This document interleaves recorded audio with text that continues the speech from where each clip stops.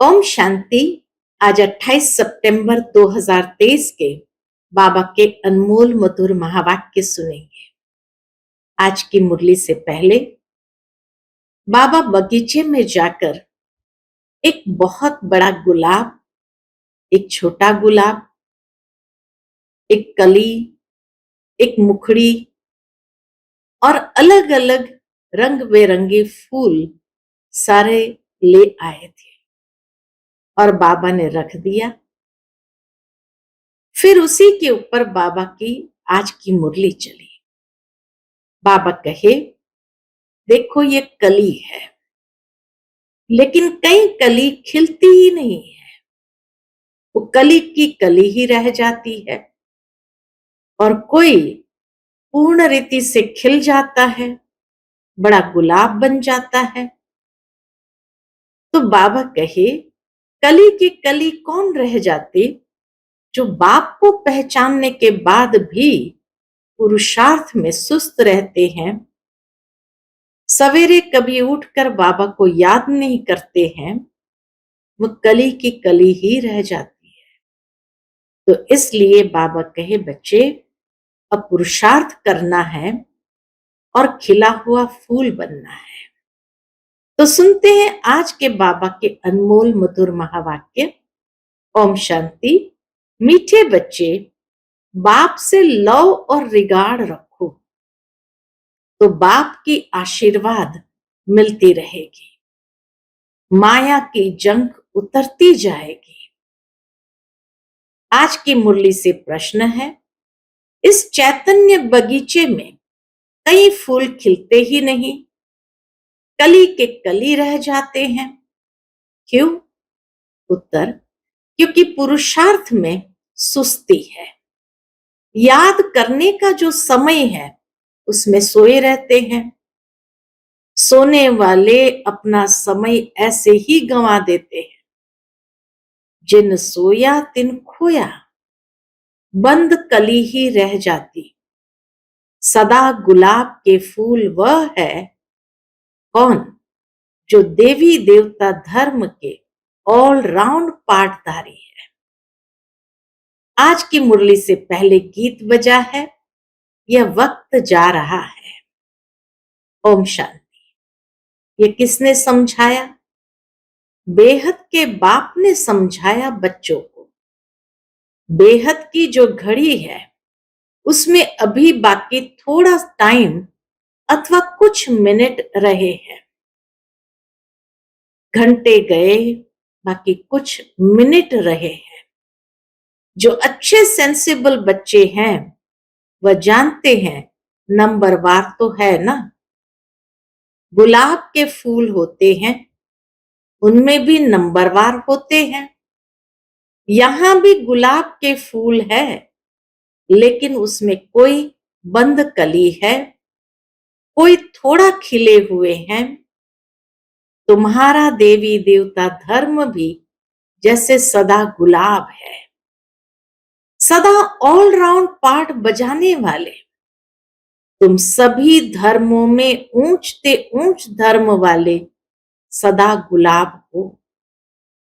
दूसरे धर्म वाले फिर नंबरवार है, कोई चंपा है, कोई चमेली है, कोई टांगर है, कोई अख है। बगीचा तो है ना, सभी धर्मों का बगीचा है। बच्चियां जानती है ऊंचते ऊंच धर्म है ही देवी देवताओं का। जब सीजन नहीं होती है तो मुखड़ी भी नहीं रहती, पौधे के ऊपर मुखड़ी भी नहीं आती, अर्थात वो कली से पहले की स्टेज जो है उसको मुखड़ी कहते हैं। तो मुखड़ी भी नहीं रहती, कली फूल भी नहीं रहते हैं। फिर कहा, बाबा ने आज बगीचे से एक बड़ा गुलाब का फूल, एक छोटा फूल, एक आधा खिला हुआ फूल, एक कली, एक बंद कली, एक मुखड़ी, ऐसे वैरायटी लाकर संदली पर रखा है। अब देखो, बाबा कहते, अब देखो, मुखड़ी भी कोई कच्ची है, कोई आधा खिली हुई है, कोई फूल है, कोई बंद कलियां हैं, कोई मुरझा जाते हैं, बिल्कुल खिलते ही नहीं। बरोबर ऐसा है ना। तो बाप कहते हैं पुरुषार्थ में सुस्ती न करो, ऐसे कली के कली न रह जाओ। कोई आधा में रह जाते नंबरवार है। समझा जाता है इस हालत में ये क्या पद पाएंगे, समय बहुत थोड़ा है, घड़ी बनाई है, कांटे को अब बदल तो नहीं सकते हैं, युक्ति से ऐसे बनाना चाहिए जो निशानी रहे, यहां से शुरू हो कांटा। बाबा कहे यहां से शुरू हो कांटा, अब यहां तक आकर पहुंचा है। घड़ी को दिखाते हुए बाबा दिखाते कि कैसे घड़ी का कांटा चलता है और चलते चलते अब कहां आकर के पहुंचा है। 0 से शुरू हो, फिर कांटा 12 तक आकर पूरा होता है। तो इस चक्र में भी पहले देवी देवता धर्म निकला, अभी है अंत। जब से बाप आया है तब से गिना जाता है। तो बाप कहते बच्चे टाइम वेस्ट मत करो, बाप को याद करते रहो। बाबा को रहम आता है बच्चों पर जब देखते हैं कि बच्चे टाइम वेस्ट करते हैं। तो बाबा कहे बाप को याद करते रहो, जितना याद करेंगे उतना विकर्म विनाश होंगे। विकर्म तो सबसे होते रहते हैं, ऐसे कोई मत समझे कि हमसे नहीं होता है, इतना अहंकार कोई मत रखे। विकर्म तो बहुत ही गुप्त भी बनते हैं, उनसे बड़ी संभाल रखनी है। इस घड़ी से तुमको टाइम का तो पता लग ही जाता है। मनुष्य तो समझते हैं कलयुग अभी बच्चा है ना, मनुष्य तो अभी भी अज्ञानता में है। क्या समझते? कलयुग अभी बच्चा है, बिल्कुल घोर अंधियारे में पड़े हुए हैं। अभी तुमको मुर्दों को जगाना है। सवेरे उठकर बाप को याद करना चाहिए। जिन सोया तिन खोया, यानी याद करने का जो समय है वह खोना नहीं है, नहीं तो मुर्दे के मुर्दे रह जाएंगे। कोई तो कली ही रह जाते हैं, बस तूफान में अच्छी अच्छी कलियां भी गिर जाती है, फूल भी गिरते हैं तो कलियां भी गिरती हैं, फिर जैसे कि कांटे के कांटे रह जाते हैं। दैवी घराने में तो आएंगे परंतु प्रजा में आएंगे। तुम हो ही गुलाब के झाड़ के, परंतु इसमें खुश नहीं होना चाहिए। बल मनुष्य गाते हैं फलाना स्वर्ग पधारा, परंतु क्या बना? यह भी कारण होगा ना। यह तो बच्चे समझ सकते हैं। क्या समझ सकते हैं? जितना बाबा का मोस्ट सर्विसेबल बच्चा होगा उतना वह बिलवेड भी मोस्ट होगा। ये तो कॉमन बात है। सपूत, आज्ञाकारी, ईमानदार बच्चे माँ बाप को प्यारे लगते हैं। सपूत, आज्ञाकारी, ईमानदार बच्चे माँ बाप को प्यारे लगते हैं। माया बिल्कुल ही बेईमानदार बना देती है, पता भी नहीं पड़ता है कि हमसे बड़ी भारी गफलत होती है। बाप कहते हैं जो करेंगे उनको पाना ही है। ऐसा विकर्म नहीं करना जो सजा खानी पड़े। कोई विकर्म की यहां भी सजा पा लेते हैं। कर्म भोग है, गर्भ जेल में भी कर्म भोग है, उनसे बड़ा खबरदारी से छूटना है। माया बड़ी शैतान है, इसलिए बिलवेड मोस्ट बाप को तो हर वक्त याद करते रहना चाहिए। जैसे लौकिक बाप अपने बच्चों को जानते हैं, वैसे पारलौकिक बाप भी हर एक बच्चे को जानते हैं।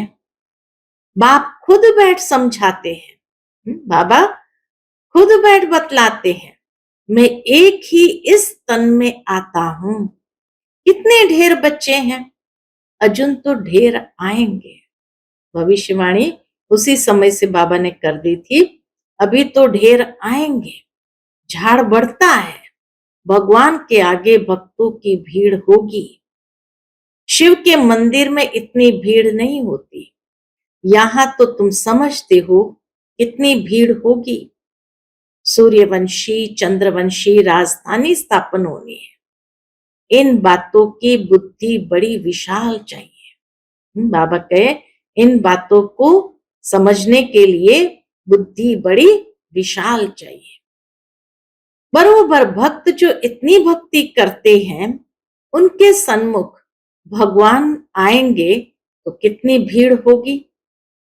तुम जानते हो बाबा हमको राजयोग सिखला रहे हैं, परंतु घर में रहते हुए फिर भी भूल जाते हैं। बाबा के घर में रह रहे हैं लेकिन फिर भी कहीं भूल जाते हैं।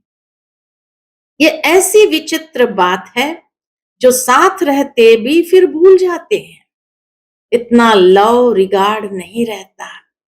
सुई को कट लगी हुई होगी तो वो चुंबक को खींच नहीं सकती। योग और ज्ञान भी हो तब कट निकल सके, और परमात्मा के आशीर्वाद भी चाहिए ना। माया की जंक लगी हुई है, कोई चीज को जंक लगी हुई है तो घासलेट में डालते हैं। तुम्हारी भी योग से जंक निकलती है। बाबा कहे तुम्हारी भी योग से जंक निकलती है, आत्मा प्योर हो जाती है। तो बाप समझाते बच्चे फूल बनकर दिखाओ, वह समय भी जल्दी आएगा।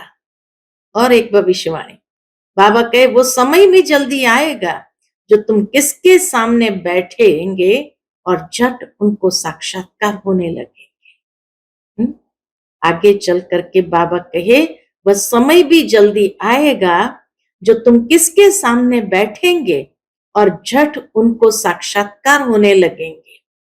ब्रह्मा और विष्णु का साक्षात्कार तो बहुतों को होता है, डायरेक्शन देते हैं, जाओ बीके के पास। ब्रह्मा भी बैठे हैं, ब्रह्मा कुमार कुमारियां भी बैठे हैं।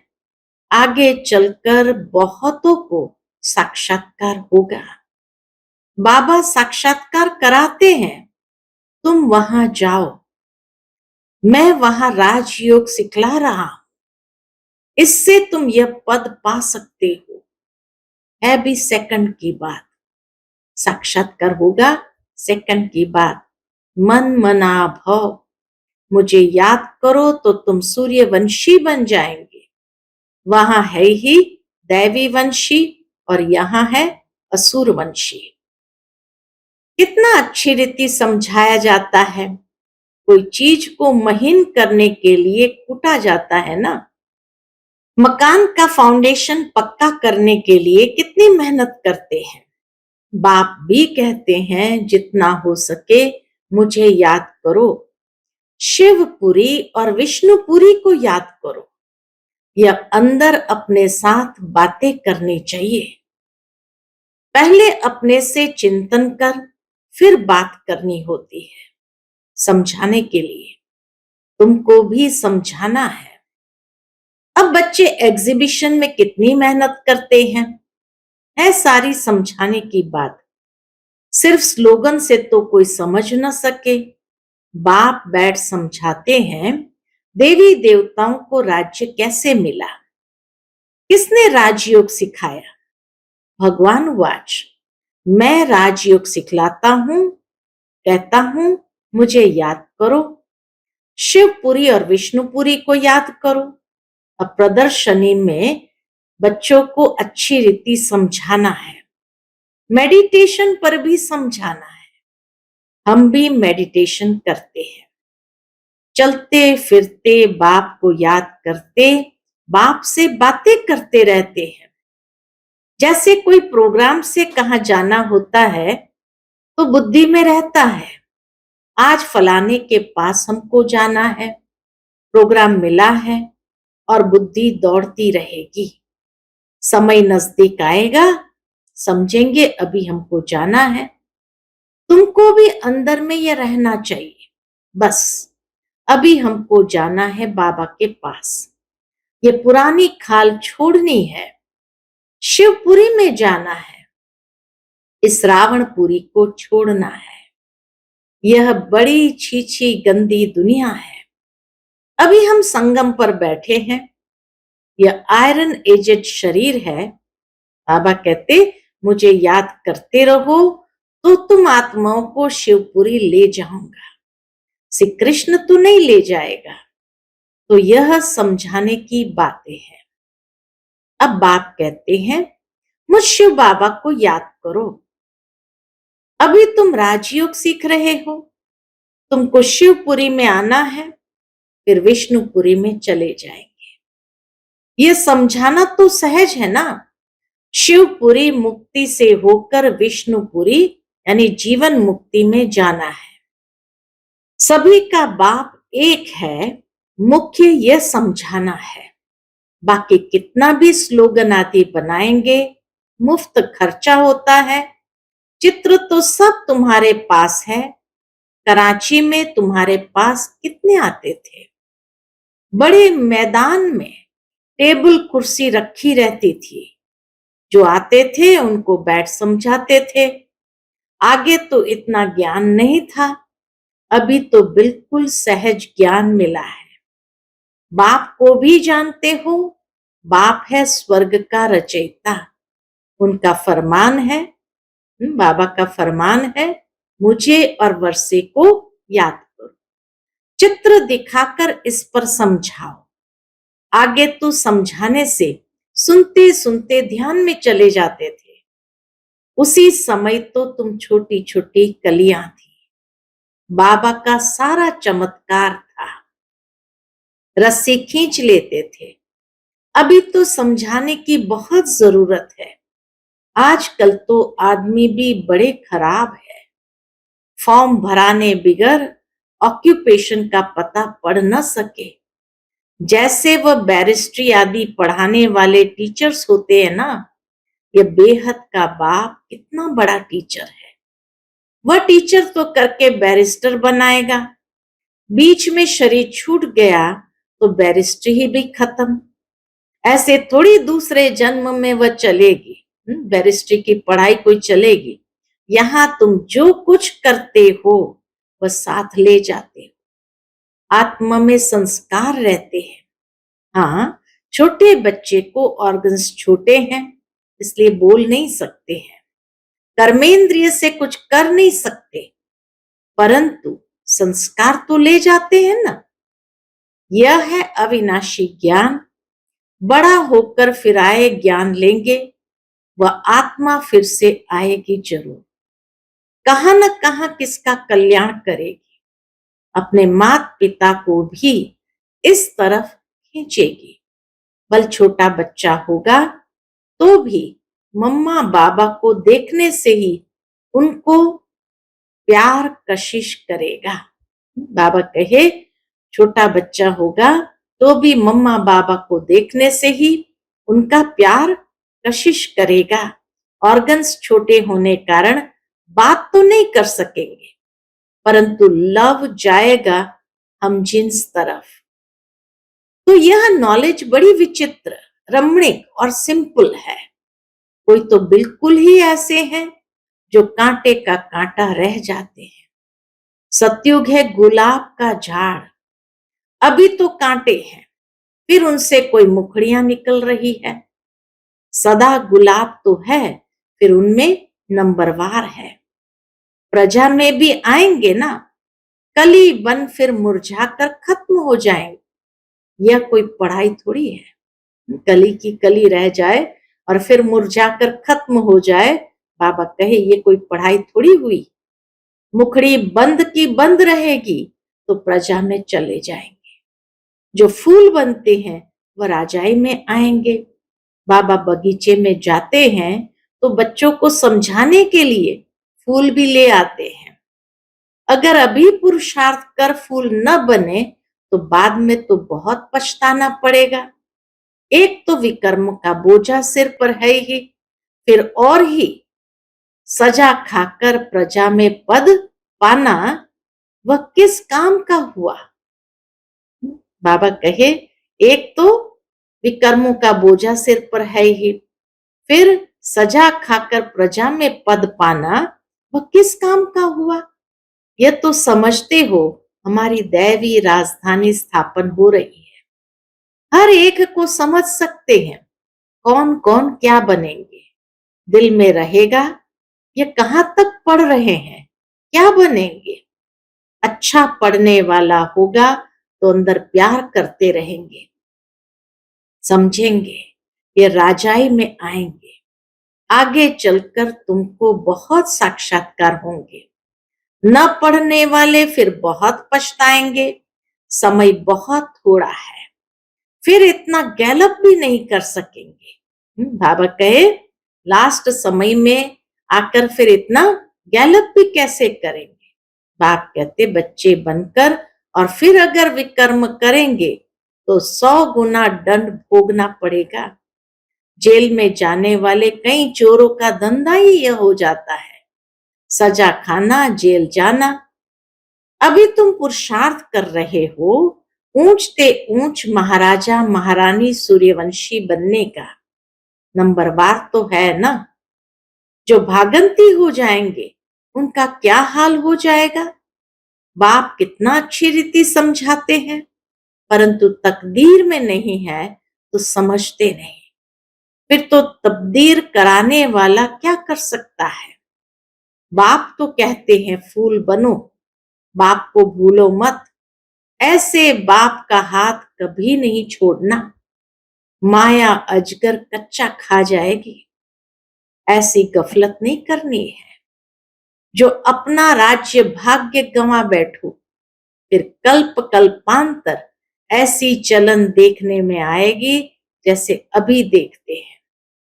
कोई की सतो प्रधान चलन है, कोई कोई रजो, कोई की तमो। बाबा कहे, कोई की सतो प्रधान चलन है, कोई की रजो, कोई की तमो।